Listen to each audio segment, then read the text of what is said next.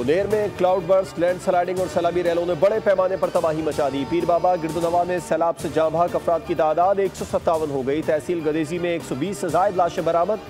तहसील डगर से 15 लाशें बरामद हुई। बच्चों, खवातीन समेत 100 अफराद को रेस्क्यू किया गया।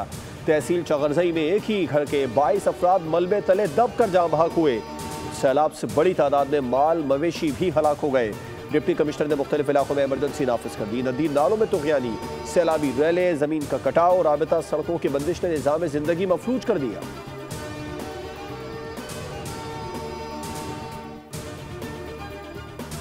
इमदादी कामों में मसरूफ खैबर पख्तूनख्वा हुकूमत का हेलीकॉप्टर गिर कर तबाह हो गया। 5 अफराद जाँ बहक हो गए। KP हुकूमत ने हेलीकॉप्टर क्रैश होने की तस्दीक कर दी। सरकारी हुकाम के मुताबिक चेंगई बांडा के करीब सोकई में हेलीकॉप्टर क्रैश हुआ। हेलीकॉप्टर में 5 अफराद सवार थे।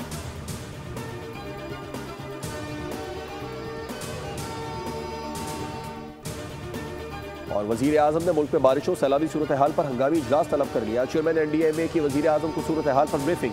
विफाकी वजीर अता तारड़ कहते हैं वजीर आजम शहबाज शरीफ सैलाबी सूरत हाल पर मुकम्मल तौर पर आगाह है। NDMA सूबाई हुकूमतों को मुतासर इलाकों में भरपूर रिलीफ और रेस्क्यू ऑपरेशन की हिदायत दे दी गई। वजीर आजम हाउस में खुसूसी सेल कायम किया गया है। वजीर आजम 3 बार NDMA का दौरा करके इक़दाम का जायजा ले चुके। हुकूमत की तवज्जो इंसानी जानों के तहफ़्फ़ुज़ और खैबर पख्तूनख्वा समेत मुतासर इलाकों में तमाम वसाइल बरूए कार लाने पर है।